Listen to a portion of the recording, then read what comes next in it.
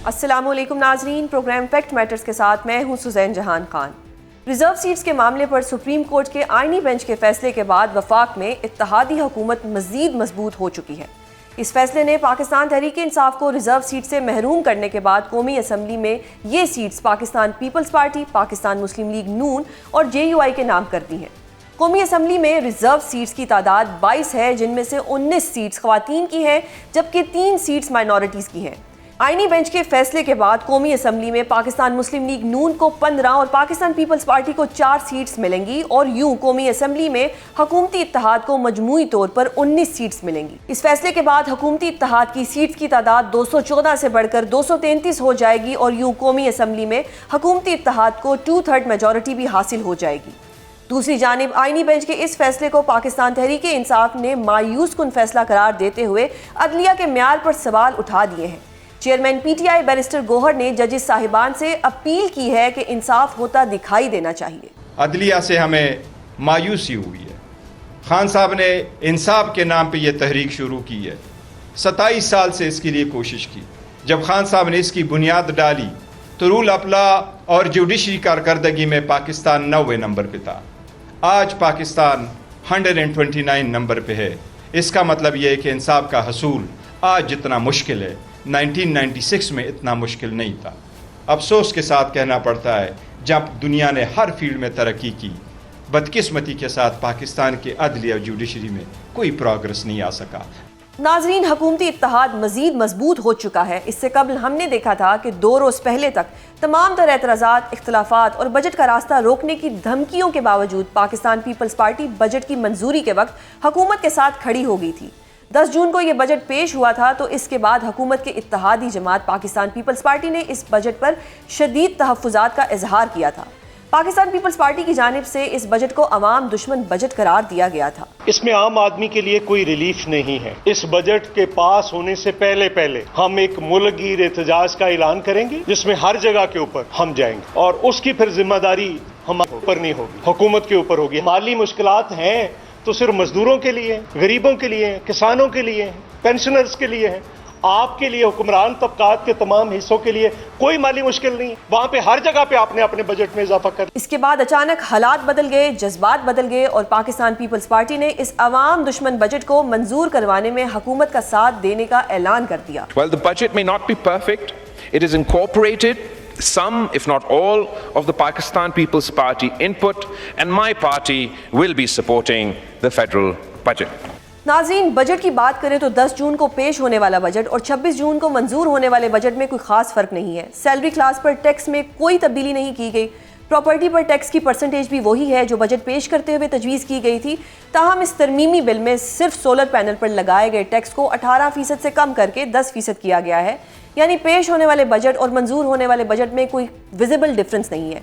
इसके बावजूद Pakistan people's party ने बजट की मुखालफत से लेकर बजट की हिमायत तक का सफ़र कैसे तय किया, इस सब पर बात करेंगे। हमारे साथ मौजूद हैं पाकिस्तान पीपल्स पार्टी के सीनियर रहनुमा और साबिक वजीर ख़जाना नवीद कमर। सर, बहुत शुक्रिया प्रोग्राम में अपना कीमती वक्त देने के लिए। सर, जिस वक्त बजट आया और हमने देखा कि बड़ा ही अवाम दुश्मन बजट था, आपकी जमात ने बहुत आवाज़ उठाई कि हम इस बजट को पास नहीं होने देंगे, लेकिन फिर अनफॉर्चुनेटली वो बजट पास हो गया, आपकी जमात की हिमायत से ही पास हुआ। सर, जो अवाम दुश्मन बजट था, जो कल तक आप लोग भी तस्लीम करते थे कि वो अवाम दुश्मन है, फिर ऑल ऑफ सडन ऐसा क्या हुआ कि वो बजट पास हो गया? नहीं, देखें, ऐसे नहीं होता। अवाम दोस्त अवाम दुश्मन की बात नहीं है। उसमें बहुत सारी खराबियां थी जो कि हमने पॉइंट आउट की ना, और फिर बजट को स्क्रूटनाइज भी जो फाइनेंस कमेटी थी, जिसको मैं खुद हेड करता हूँ, हमने किया। और जहाँ से शुरू हुए थे, देखें, ये मत भूलें कि हम एक IMF प्रोग्राम में हैं और उनकी बहुत ही कड़ी शराइत हैं जो कि पाकिस्तान मान चुका है। अब चॉइस ये होती है कि या तो उस प्रोग्राम से आप निकलें और पूरा ही जो आपकी इकोनॉमी है वो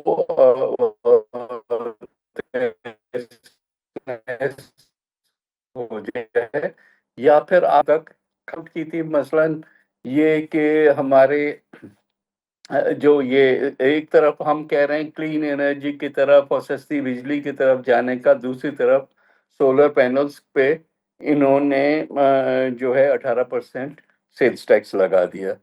अब तो उस पे जाहिर है हमने उनसे निगोशिएट करके उसका आधे पे तो ले आए। हमारी मर्जी तो ये थी कि 0 पे आए, लेकिन उसके लिए फिर और टैक्सेस लगाने पड़ते, तो इस लिहाज से वहाँ किया। दूसरी चीजें ये उन्होंने की हुई थी इसमें, मसलन जो पावर ऑफ अरेस्ट था सेल्स टैक्स में, वो एफबीआर को अनफेटेड पावर दिया हुआ था। उस पर भी बहुत हमारे एतराजात थे, लेकिन उसको फिर रीड्राफ्ट पूरा किया गया कि बहुत ही जहां क्लियरली एक फ्रॉड स्टैब्लिश हो रहा हो, और जो बंदा वो करे उसको भी कई वार्निंग्स के बाद ये जो है अमल लाया जाए। इस तरह से और भी चीजें थी कहीं, जैसे पीएसडीपी में प्रॉब्लम्स थे, उन्होंने सिंध के जो है वो यूनिवर्सिटीज का बजट आधा कर दिया था, वो वापस रिस्टोर कराया गया। और इस तरीके से और भी कई चीजें हैं जिसमें करेक्शंस की गई। दुरुस्त। तो करेक्शंस के बाद जाहिर है कि आप एक चीज निगोशिएट करते हैं तो कुछ देते हैं कुछ लेते हैं, तो उस लिहाज से हमें फिर वोट तो देना पड़ा, लेकिन जाहिर है हमारी पूरी सेटिस्फेक्शन तक तो नहीं, लेकिन समझ लें आधी सेटिस्फेक्शन तक ये आया है।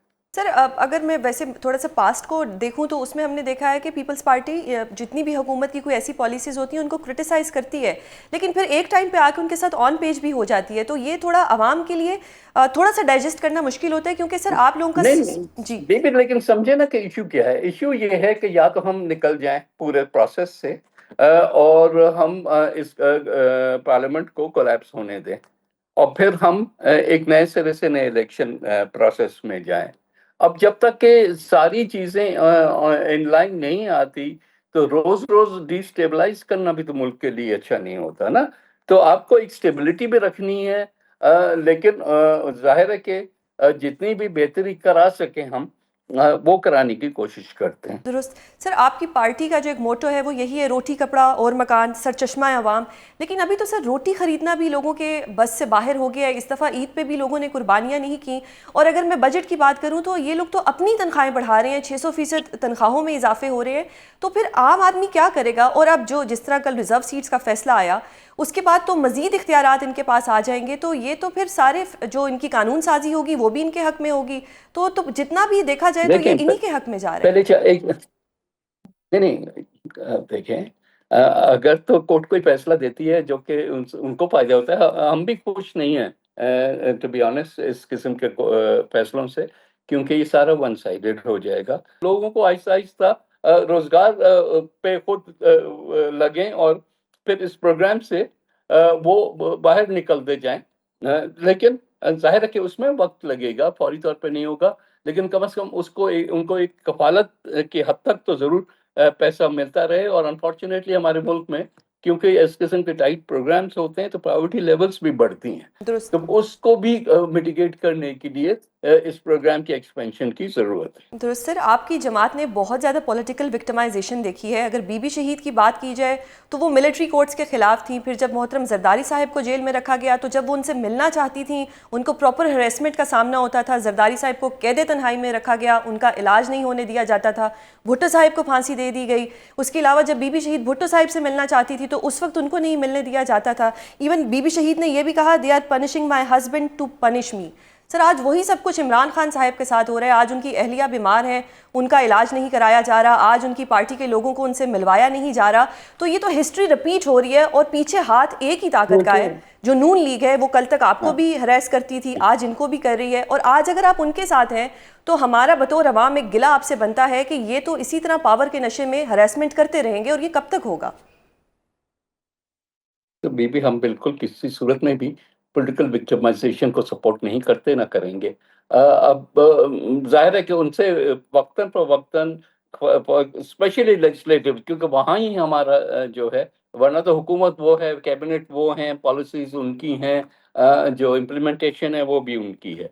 जहाँ कानून साजी पे आते हैं तो वहाँ हम ब्रेकें मारने की कोशिश करते हैं जितने हद तक भी हो सके। और पता नहीं क्या क्या चीज़ें आई हैं जो कि पीपल्स पार्टी ने इस 1.5 साल में रोकी हैं। तो हम वो अपनी स्ट्रगल जारी रखेंगे जब तक कि हमारे यहाँ जो है एक खुला जो माहौल हो जिसमें चीजें हो सके। दुरुस्त। सर, अगर मैं मुल्क की ओवरऑल सूरत हाल की बात करूं तो जो जंग है वो हमारे फौजी जाके लड़ते हैं। अगर हम बात करें जो अभी जंग हुई और जिस तरह से जंग को जीता गया और फिर बिलावल साहिब का जो किरदार रहा, उसमें अगर क्रेडिट दिया जाए तो वो पाक अफवाज का और बिलावल साहिब का है। लेकिन ऑन द अदर हैंड जब बजट आता है तो पीएम हाउस के खर्चे बढ़ जाते हैं, 32 करोड़ रुपए का अर्के गुलाब जो है सड़कों पर बिछाया जाता है, तो ये क्रेडिट तो फिर ये हुकूमत ले जाती है, जबकि इसमें जो कोशिशें होती हैं वो आपकी जमात की होती हैं या पाक अफवाज की होती हैं। तो ये तो इन्हीं का फायदा हो रहा है। नहीं देखें, वो जिसने जो परफॉर्मेंस दिया वो पब्लिक के सामने, उसमें कोई नहीं है। गुलाब के अर्क से जो है ना, वो क्रेडिट इधर से उठा के उधर नहीं चला जाता। बाकी ये छोटी छोटी चीजों पे फोकस जो किया जाता है ना, कि ये 10 रुपए इधर से क्यों बढ़े, और जो बड़े इश्यूज हैं वो हमारे मुल्क में बहुत ज्यादा हैं।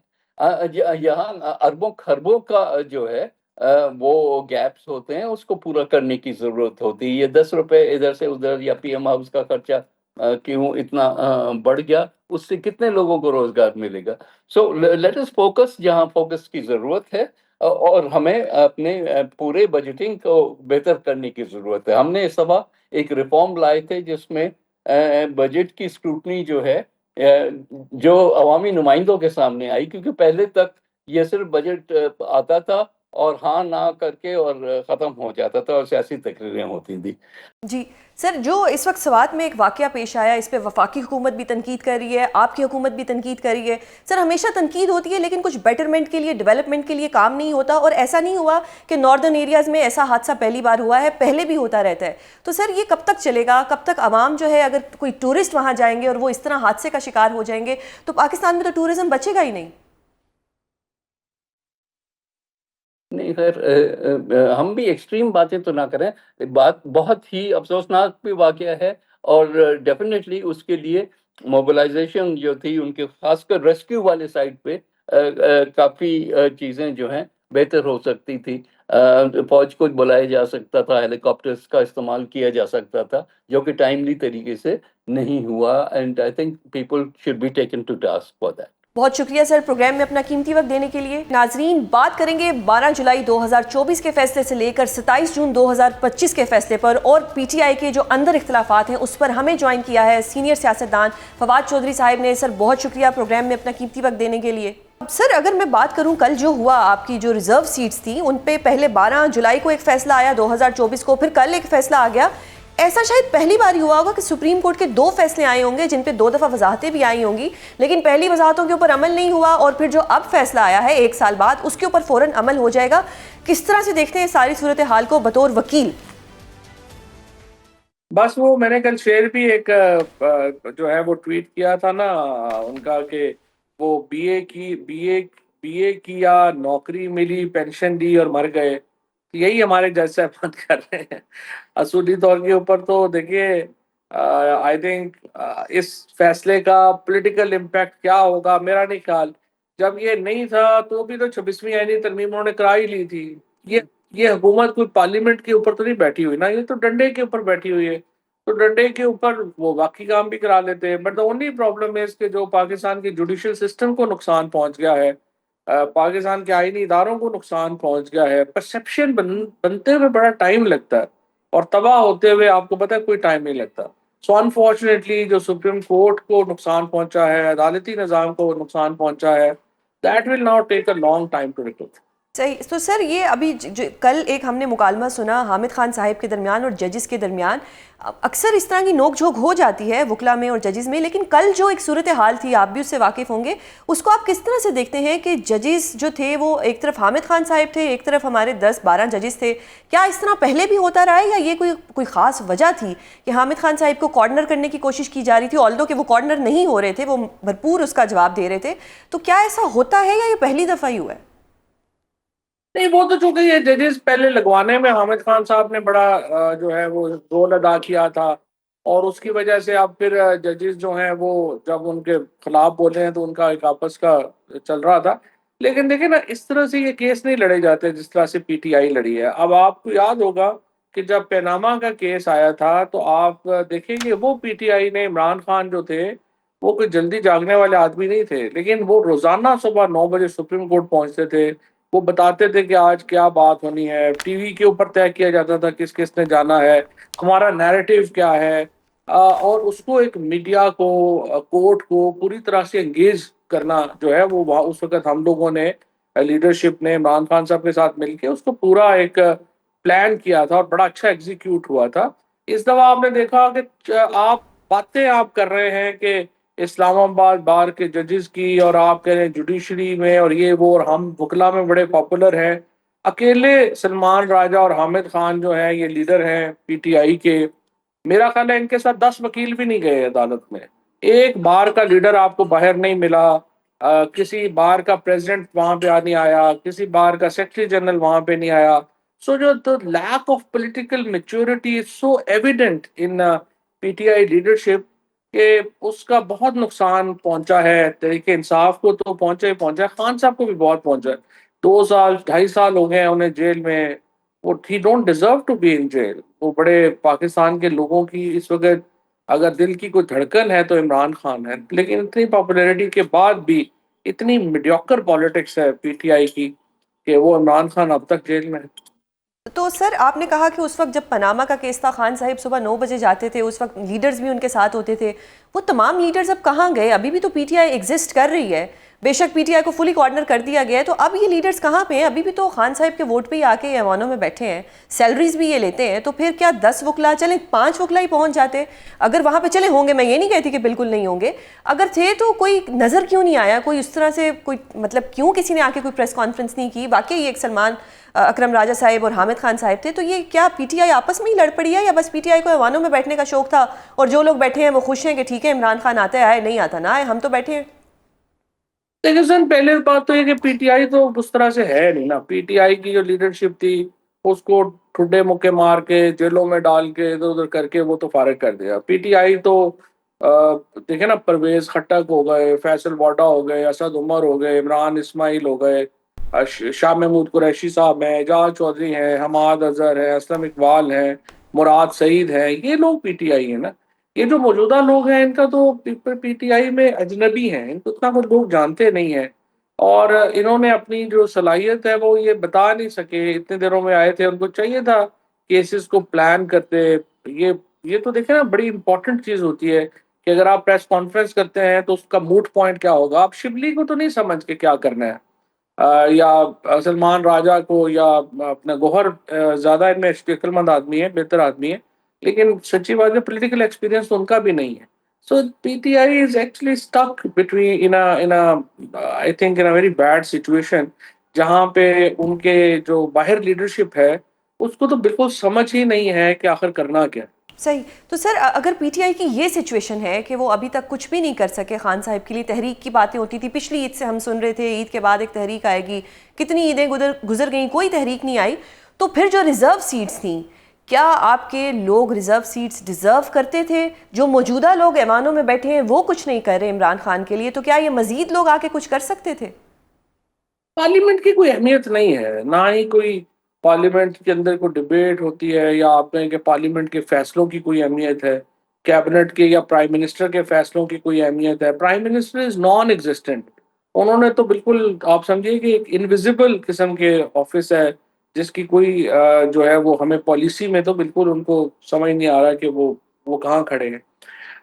सो ये आ जाती नहीं आती उसका कोई फर्क नहीं पड़ा। लेकिन जिस तरह से आपने बात कर रही थी कि देखिए ना, असल में इस फैसले का मेरे ख्याल में प्रैक्टिकल पॉलिटिक्स के ऊपर बड़ा असर नहीं है, लेकिन अदलिया की जो एक परसेप्शन है उसके ऊपर बहुत नेगेटिव असर है। एंड आई थिंक अदलिया ने अपने आप को बहुत नुकसान पहुंचाया इस फैसले से। सही। सर अदलिया ने नुकसान पहुंचाया और ये तारीख में याद रखा जाएगा कि इस तरह से हुआ है, लेकिन जो पीटीआई ने अपने लोगों के साथ किया, जिस तरह से कोई तहरीक नहीं चलाएगी, अभी मुहर्रम आ गया है, फिर सफ़र आ जाएगा, फिर अगस्त सितंबर में गर्मी आ जाएगी, तो ये तो जो बातें होती थी भूख हड़ताल की कुछ घंटों की, वो भी अपना मजाक बनवाया उन्होंने। फिर कहा कि जी अडियाला के बाहर बैठ के भूख हड़ताल करेंगे, वो भी नहीं की। तो फिर ये लोग तो खुश हैं कि इमरान खान ठीक है अंदर बैठा है, रिजर्व सीट्स भी चले नहीं मिलनी हमें कोई बात नहीं। अब क्या होगा? क्या इमरान खान, जिस तरह अलीमा बीबी कहती हैं माइनस इमरान खान, ठीक है उनकी बात को ट्विस्ट कर दिया गया, लेकिन क्या इमरान खान माइनस हो रहे हैं? पीटीआई का तो ये हाल है कि अभी 42 एमएनएज और एमपीएस जो हैं उनके ऊपर 9 मई के केसेस हैं, और पीटीआई की जो कोर कमेटी है वो ये उस पर डिस्कशन हो रही है। फैसल शेख जान साहब का एक व्हाट्सएप मैसेज जो है वो लीक हुआ, जिसमें वो फरमा रहे हैं कि हमें अगले जो 42 लोग हैं उनकी नॉमिनेशन का प्रोसेस शुरू कर देना चाहिए। यानी जो कुर्बानी के बकरे जो हैं उनको आपने चूंकि ज़िबा कर दिया है, तो अब नया बैच जो है वो आप लेके आ जाए। सो जहाँ पे पार्टी की लीडरशिप की संजीदगी ये हो, जहाँ पे आप देखें कि अपने लोग जो जेलों में जा रहे हैं उनकी लीडरशिप, कारकुनों को तो छोड़ ही दें, लीडरशिप के साथ आपकी वफादारी ये हो, तो आप मुझे बताइए कि उस पार्टी का क्या जो है उससे क्या आप जो है वो तवक्को कर सकते हैं। तो तहरीक का जहाँ तक ताल्लुक है, देखो, तहरीक एक बड़ी सियासी हिकमत अमली का हिस्सा हो सकती है, बट तहरीक खुद तो कोई जो है वो हिस्सा नहीं है। तहरीक खुद तो कोई वो नहीं है, हिकमत अमली नहीं है, स्ट्रेटजी नहीं है। सो मेरे ख्याल में पीटीआई को फिलहाल अपनी जो मौजूदा लीडरशिप है उससे जान छुड़ानी चाहिए। मुझे समझ नहीं आ रही अली अमीन गंडापुर जो है वो क्यों रिजाइन नहीं कर रहे। एक मिजरेबल फेलियर है केपी में उनकी गवर्नमेंट। अली अमीन गंडापुर साहब को जो है वो रिजाइन करना चाहिए, और सलमान अकरम राजा हो गए, गौहर हो गए, इन लोगों को अब हट जाना चाहिए अपने ओहदों से। They are not been able to तो सर अगर ये एग्जीक्यूट हट एनीथिंग। जाते हैं तो इनकी कोई रिप्लेसमेंट है पीटीआई के पास? मेरे ख्याल में डॉक्टर आरफ अलवी को, उसके बाद असद कैसर साहब को, उसके बाद ये शाह महमूद कुरैशी साहब को, इन लोगों को जो है वो आप लाएं कमेटी में, इनसे मशवरा करें। एजाज चौधरी साहब वगैरह से मशवरा करें, महमूद रशीद से मशवरा करें, हमाद अजहर से, मियां असलम इकबाल से, अपने मुराद सईद से, इन लोगों से मशवरा करें और पॉलिटिकल लोगों को आगे लाएं। वकील तो नहीं चला सकते। सही। तो सर अब क्या ये जो आज़ाद उम्मीदवार हैं, जैसे कल रिजर्व सीट्स का फैसला आया, अगर ये हुकूमत को ज्वाइन कर लेते हैं तो क्या केपीके से पीटीआई की गवर्नमेंट चली जाएगी? लग तो ऐसे ही रहे, फिर तो अली अमीन गंडापुर भी घर चले जाएंगे। नहीं, अभी तो नहीं जाएंगे, लेकिन वो जो 9 मई के केसेस में लोग जेलों में भेजे जाएंगे, डिस्क्वालीफाई किए जाएंगे, तो इससे तो पीटीआई को तो अब सोचना पड़ेगा कि उन्होंने असेंबलियों से रिजाइन कब करना है। देखिए, ये इस वक्त तो अगर पीटीआई को थोड़ी बहुत भी अकल होती और जेयूआई के साथ उनका एक हो जाता अलायंस, और पीटीआई और जेयूआई आज इकट्ठे असेंबलियों से कर दें रिजाइन, तो फिर पार्लियामेंट की इस वक्त सबसे बड़ा प्रॉब्लम ये है कि पार्लियामेंट को लेजिटिमेसी दी हुई है इस वक्त पीटीआई ने और जेयूआई ने। अगर ये दोनों पार्टियां पार्लियामेंट से हट जाए, तो फिर वैसे ही जो है वो थोड़ी बहुत जो लेजिटिमेसी है वो भी खत्म हो जाएगी। तो आई डोंट थिंक सो कि ये जिस तरह कर रहे हैं उसका कोई फायदा होगा पीटीआई को, और अल्टीमेटली पीटीआई को सोचना पड़ेगा कि उन्होंने कब हटना है। सही। सर अभी जो जजिस ट्रांसफ़र केस है उसके ऊपर भी रिव्यू दायर हो गया है, आप किस तरह से देखते हैं कि उसका क्या फैसला आएगा? वैसे तो पीटीआई के फैसले दीवार पे लिखे हुए नज़र आ रहे हैं, बट ये रिव्यू फाइल होने के बाद आप किस तरह देख रहे हैं? देखिए, वो तो सिंपल है, वो तो जिस तरह से जो मामला है वही गिर गया है, और जजेस भी जो है, मैं तो मुझे नहीं पता कि ये जजेस जो हैं इनका रिजाइन करना बेहतर है या इनका काम करना बेहतर है, बट आई थिंक वो वेट कर रहे हैं। लेकिन सर और जब वो सैलरी अच्छी मिल रही हो तो रिज़ाइन कोई क्यों करेगा? सैलरी देखो सुजैन, जो जज है ना यहाँ पे दो तीन, ये जो इस्लामाबाद में स्पेशली मसलन बाबर है, बाबर साहब हैं, जहांगीरी साहब हैं, इजाज साहब हैं, इनको तो देखो, मोहसिन सर कियानी सारा है। मसला ही उनकी वजह से शुरू हुआ है ना, वो खत लिखते ना इतने इशू होते। उन लोगों ने तो क्या किया, उन्होंने क्यों आवाज उठाई? उनकी आवाज को दबाने के लिए वो है इतना ना, कुछ किया जा रहा है तो दबाने के लिए उनको क्या क्या वो बड़ी हिम्मत से खड़े हुए। इन लोगों के लिए ये सैलरी इंपॉर्टेंट नहीं है। I know they can make much more, अगर वो जज ना ही होंगे तो they can make much more. So ये उन जजेस में नहीं, ये शौकत सिद्दीकी टाइप नहीं है कि जिनके लिए सैलरी जो है वो इम्पोर्टेंट है, और वो आके तो वो अपने पुराने पैसे भी लेके बैठ जाए खजाने से और इस तरह से। ये जजेस जो है ये ऑनरेबल लोग हैं वैसे। सर अब क्या कोई वुकला तहरीक चलेगी? आप बतौर वकील कैसे देखते हैं इसको कि कोई वुकला तहरीक चला सकते हैं? माजी में भी तहरीकें चली, कामयाब हुई, लेकिन इस दफ़ा क्या हो रहा है कि कुछ नज़र तो नहीं आ रहा। कुछ लोग होते हैं पीटीआई के नाम पे वोट लेते हैं, सदर बन जाते हैं हाई कोर्ट के, और उसके बाद फिर वो यू टर्न मार लेते हैं, वो कहते हैं कि नहीं जी हम तो कोई 26वीं आईनी तरमीम पर जो रिव्यू है हम वो भी वापस ले लेते हैं। तो अभी तो वुकला में भी बहुत ज़्यादा इशू नज़र आ रहे हैं। उसके बाद देखो ना, फिर आईएलएफ को चाहिए था ना कि उनके ऑफिस का घेराव करती और उनसे इस्तीफे का मुतालबा करती। लेकिन आपने देखा ना कि आईएलएफ की लीडरशिप भी तो बड़ी कंप्रोमाइज्ड ही है ना, वो भी तो नहीं उसको उस तरह से कर सकी। सही। और इसी तरीके से जो भी उन्होंने उम्मीदवार जताए वो जीत के इमरान खान के नाम पे वोट लेते हैं, उसके बाद दूसरी तरफ चले जाते हैं, पैसे ले लेते हैं ज्यादातर। सही। तो ये तो एक प्रॉब्लम है ना, इनके पास कोई स्ट्रेटजी नहीं है कि क्या करना है क्या नहीं करना। सो ये जो मेरे ख्याल के अंदर जब तक इमरान खान वकीलों से पार्टी को छुड़ा के सियासी लोगों को नहीं देते, पीटीआई कोई हिकमत अमली नहीं बना तो सर सकती और आपकी कोई तो खान चैलेंज नहीं साहब कर से सकती। मुलाकात होती है, आप उनको ये मशवरा क्यों नहीं देते, मतलब वो क्यों 10 नहीं दफा मशवरा दिया है। सुनते?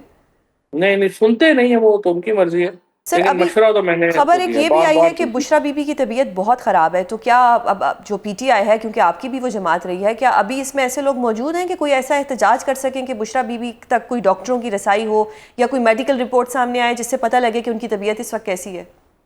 नहीं, उनको बिल्कुल इलाज देना चाहिए, उनको सहूलत। और अभी वो जेल में ही क्यों है? लेकिन कौन सी खातून जो है उनको आप इस तरह से 14 महीने जेल रख सकते हैं? आई थिंक जो प्रेसिडेंट सेट कर रहे हैं ये लोग, बड़ा तबाहकुन प्रेसिडेंट सेट कर रहे हैं। अब इसमें क्या कहा जा सकता है, but very unfortunate. I think Bushra Bibi को तो फौरन रिहा करना चाहिए। नाजरीन, हमें ज्वाइन किया है कंवर दिलशाद साहिब ने और रियासत अली आज़ाद साहिब ने। सर आप दोनों के कीमती वक्त का बहुत शुक्रिया। कंवर सर, आपकी इजाज़त से रियासत अली आज़ाद साहिब से पहला सवाल करूंगी। सर किस तरह से देखते हैं रिजर्व सीट्स के फैसले को आप? बिस्मिल्लाहिर्रहमानिर्रहीम। सुजैन, बहुत इम्पोर्टेंट बात यह है कि पहला जो फैसला था 12 जुलाई का, वो 8-5 था, बल्कि 9-4 बनता है, तो वो एक मेजॉरिटी व्यू था। और आज का ये फैसला आना, आज भी मेजॉरिटी व्यू 12 जुलाई वाला आज भी प्रिवेल करता है। दूसरी बात, आज का अगर आप देखें जो रिव्यू में हुआ है, तो वो भी अगर 2 जजेस साहबान आयशा मलिक और अकील अब्बासी साहब को शामिल करें, जिन्होंने शुरू में रिव्यू पिटीशन डिसमिस कर दी थी, तो फिर भी मेजॉरिटी व्यू आज भी यही बनता है। लेकिन इन तमाम चीजों से हट के रिव्यू का मतलब होता है रिव्यू, यानी आप थोड़ा सा पास दें, यानी कि एक वो शख्स जिसके सामने एक चीज गुजर गई 26वीं तरमीम से पहले, जो रिव्यू का स्कोप था, वो वही बेंच वही जजेस होने चाहिए। हाँ, अगर कोई जज फौत हो जाता है, रिटायर हो जाता है, तो उसकी जगह पे एक नया जज उसमें उसकी जगह पे ऐड किया जा सकता है। तो यहाँ पे तो सिचुएशन ये ऐसी है कि 26वीं तरमीम से जो जजेस आए, जिसको हमने सुप्रीम कोर्ट ऑफ पाकिस्तान में जिनकी कॉम्पिटेंस को हमने चैलेंज कर रखा है, वो केस फिक्स नहीं हुआ, वो जजेस भी आके इस बेंच में बैठे। तो मैं समझता हूं कि ये फैसला तो उस 26वीं तरमीम से पहले की सुप्रीम कोर्ट का था, तो उस पे रिव्यू अगर था तो वो जजेस सुनते। लेकिन यहाँ पे ये मेला फाइडी है कि आज इन जजेस ने फैसला सुन के उसको सेट साइड कर दिया है। स्कोप रिव्यू का ये है कि कोई apparently on the face of record कोई मिस्टेक है, कोई टिपिकली, ग्राफिकली, मैकेनिकली, तो उसको रिव्यू किया जा सकता है।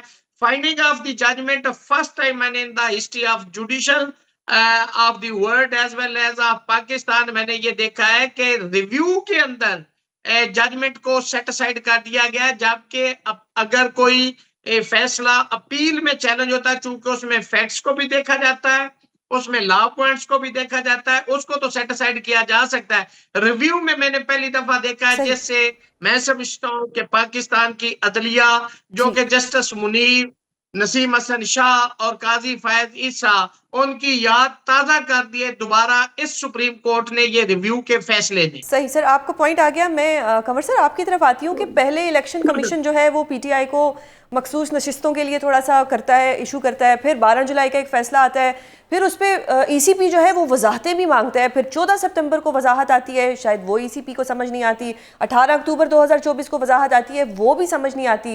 ये जो अब फैसला आया है कल 27 जून वाला, ये तो अब ईसीपी को आसानी से समझ आ जाएगा।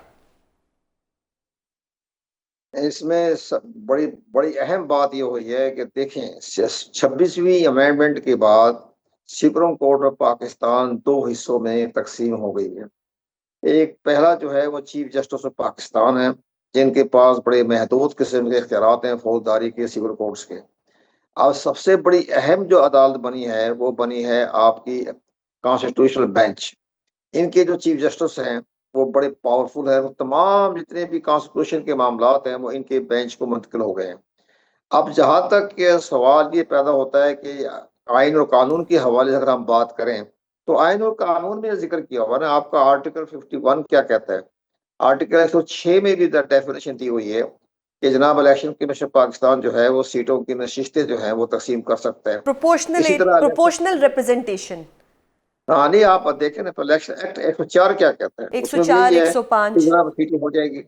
लेकिन हमारे दोस्त की बात दुरुस्त है, लेकिन साथ साथ ये भी तो देखिए ना कि 17वीं अमेंडमेंट में जो इस सिस्टम के खालिक थे ख्वातीन की माइनॉरिटी नशिस्तों के बारे में, वो थे जनरल परवेज मुशर्रफ। उन्होंने 17वीं अमेंडमेंट में ये इख्तियारात दिए गए थे, अगर किसी पार्टी का कोटा खत्म हो जाता है तो वो सीटें बरकरार उसकी दीगर पार्टी को तकसीम नहीं की जा सकती। ये थी 17वीं अमेंडमेंट। अब ये मामला ऐसा पेश हो रहा है कि अब ये 24वीं जो है, अब ये 18वीं अमेंडमेंट में तो आइन की आर्टिकल 224 में तरमीम कर दी गई कि वो पार्टी तकसीम कर सकती है, दीगर सियासी जमातों में जा सकती है। तो 5 लेटर लिख दिए। क्या पीटीआई इतनी मसरूफ थी या इमरान खान साहब इतने मसरूफ थे कि वो इंट्रा पार्टी इलेक्शन नहीं करा सके? मैं इसे तशद्दुद को मुझे मेरे सामने पेश हो जाए, मैं बता देता हूँ जी। कि उन्होंने खुद मुझे कहा कि आप इलेक्शन करवा दें। उन्होंने मुझे कहा कि आप करवाएं, आप इसके बन जाए चीफ इलेक्शन कमिश्नर हमारी पार्टी के टिकट। सही। मैंने कहा जी मैं तो ठीक है इलेक्शन तो करवा दूंगा, लेकिन हमें एक बाकायदा एक टर्म रेफरेंस के तहत इख्तियार दिए जाएं और हमें नोटिफिकेशन किया जाए। वो नोटिफिकेशन आज तक नहीं हुआ। सही। तो ये तो मैं अब इस पे पार्टी रियासत साहिब का पॉइंट लेती हूँ कि सर इतनी केयरलेस पार्टी, आए दिन ये पार्टी कोई ना कोई मसला कर रही होती है, दहशतगर्दों की जमात है, तो इस पार्टी को तो बैन कर देना चाहिए। देखिए, बैन करने के लिए एक अलग से प्रोसीजर है। वो आर्टिकल 17 में आपको जाना होता है। फिर उसमें अगर कोई पॉलिटिकल पार्टी टेररिज्म में, फॉरेन फंडिंग में या security prosperity integrity of Pakistan के खिलाफ हो, तो उसका एक रेफरेंस जो है वो बना के पार्लियामेंट में भेजा जाता है और फिर पार्लियामेंट जो है वो 15 डेज में जब रेफरेंस जाता है तो उसके बाद वो डिसाइड करती है। इस पे एक दफा ANP जो मौजूदा है वो नैब के नाम से आ गई थी, वली खान के दौर में वो एक केस फाइल हुआ था, तो ये तो पॉसिबल नहीं है। और फिर उससे पहले 2002 PPO हुआ कर रहा था, पॉलिटिकल पार्टीज एक्ट था, उसका सेक्शन 15 था। तो इसको छोड़ दें, इलेक्शन को भी छोड़ दें। सवाल ये है कि जो आर्टिकल 51 है आइन का, उसका जो प्रोवाइजो है उसमें लिखा हुआ है कि जो लोग इलेक्शन आजाद हैसियत से लड़के आएंगे उन्होंने with in 3 days political party को ज्वाइन करना है। उन्होंने कर लिया, फिर ये फैसले आ गए, फैसले साइड हो गए, एंटी स्टेटस को सिचुएशन चली गई, SIC खत्म हो गई। यहाँ पे इन्होंने, सुप्रीम कोर्ट ने खुद भी वजाहत कर दी थी कि पॉलिटिकल पार्टी PTI थी, उसको सीटें मिलनी चाहिए थी, चूंकि उसके अंदर तो है कि जो सीटें लेके आएगा उसको सीटें मिलेंगी जो जीत के आएगा। तो मैं समझता हूं कि ये जो फैसला है ये एक स्याह तारीख रकम की गई है जुडिशियल हिस्ट्री के अंदर। और मैं समझता हूं, चूंकि मैं जजमेंट पे कमेंट कर रहा हूं और जजमेंट पे कमेंट करते हुए मैं उसका पोस्टमार्टम करना भी मेरा राइट है। मैं समझता हूं कंवर सर से पूछती हूँ। कंवर सर, ये एक अदलिया कम और बांदी ज्यादा नजर आ रही है। कंवर सर, एक पहले तो PTI से ये जो रिजर्व सीट्स हैं ये छीन ली गई और मिलिट्री ट्रायल भी इनका होगा, आगे इनके लिए और भी बड़े मसले बनेंगे, जजिस ट्रांसफर केस भी होगा। ओवरऑल अगर देखा जाए तो मैं आपकी राय जानना चाह रही हूँ कि क्या इस जमात को टारगेट नहीं किया जा रहा? देखें, सबसे बड़ी अहम तो ठीक है, उनके दलाइल बड़े सुप्रीम कोर्ट के हवाले से बड़े वैलिड हैं, लेकिन सबसे बड़ी अहम बात जो उन्हें अपनी गलतियां तस्लीम करनी चाहिए। दानिशमंदी सियासत जो होती है ना, बड़ी दानिशमंदी से चलती है। जिस वक्त ठीक है हालात ऐसे पैदा हो गए, इंटरनेशनल एस्टेब्लिशमेंट भी खिलाफ हो गई, सारे मामलात को देखते हुए इनको सही चाहिए ये था कि जब ये कामयाबी हो गई थी, इनको पास बड़ी मेजॉरिटी मिल गई थी आज़ाद उम्मीदवारों को, तो ऐसी पार्टी के साथ इनको चाहिए था अंडरस्टैंडिंग करवाते जो पार्लियामेंट पार्टी का हिस्सा होती। इसके लिए सबसे बड़ा गोल्डन चांस था परवेज खटक की जमात थी तहरीक इंसाफ पार्लियामेंटेरियन, जो उन्होंने पीपल पार्टी पार्लियामेंटेरियन के नाम से बनाई थी, उसकी पार्टी में शामिल हो जाते तो आज ये वक्त ना देखना होता। परवेज खटक इनका चीफ मिनिस्टर रहा 5 साल तक, 4 साल तक 3 साल तक वजीर दाखिला रहा। तो ये सारी चीजें देखते हुए इन्होंने परवेज खटक के साथ हाथ लाना चाहिए था, उसको उसकी पार्टी को शामिल करना चाहिए था, तो आज ये वक्त ना आता। और भी बहुत पार्टीज थी जिनको ये कर सकते थे। बिल्कुल। या एक बड़ी अहम बात थी MKM के साथ इत्तेहाद कर रहे थे। ऐसी जमात से इत्तेहाद किया, सुन्नी इत्तेहाद कौंसिल, जो पार्लियामेंट का हिस्सा ही सर नहीं है। दरअसल उनका लीडर बंद था ना, जेल में था, और लीडर तक किसी की रसाई थी नहीं। जेल में तो ऑर्डर तो जारी कर रहे थे, जेल में जाने की क्या बात थी? अब भुट्टो साहब भी तो जेल में बैठे ऑर्डर तो पास करवा ही रहे थे ना। तो ये सारी चीजें नजर तो आती रहती है, जेल में तमाम सहूलतें मौजूद थी, फैसले भी हो रहे थे, मीटिंग भी हो रही थी, सब कुछ हो रहा था, तो वही अपना फैसला कर लेते। परवेज खट्टर को बुला कहते जी हमसे गलती हो गई है, हमने आपको पार्टी से निकाल दिया था, तो अब हम आपकी पार्टी में शामिल होना चाहते हैं। जी रियासत सर कुछ कहना चाह रहे हैं। जी सर। जैन जो उसका प्रोवाइजो है ना, उसको पढ़े आइन का, उसमें पार्लियामानी पार्टी का जिक्र नहीं है, उसमें ये जिक्र भी नहीं है कि उसने इलेक्शन लड़ा हो, उसमें ये जिक्र भी नहीं है कि वो सीटें जीत के, उसमें सिर्फ लिखा हुआ है पॉलिटिकल पार्टी को ज्वाइन करना है। It is none of the question that whether they are in the parliament, whether they have contested the election, it is not concerning with this situation.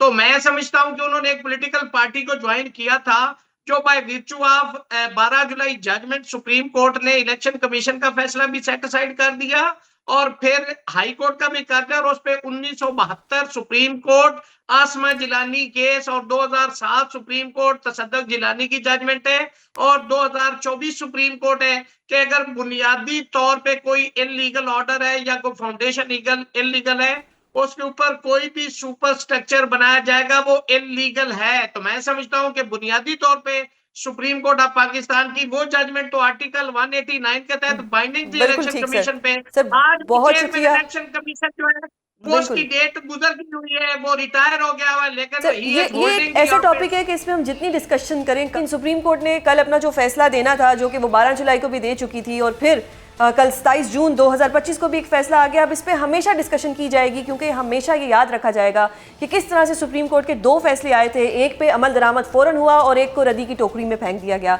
नाज़रीन बहुत शुक्रिया प्रोग्राम देखने के लिए। कल आपसे दोबारा मुलाकात होगी, अपना बहुत ख्याल रखिएगा। अल्लाह हाफिज़।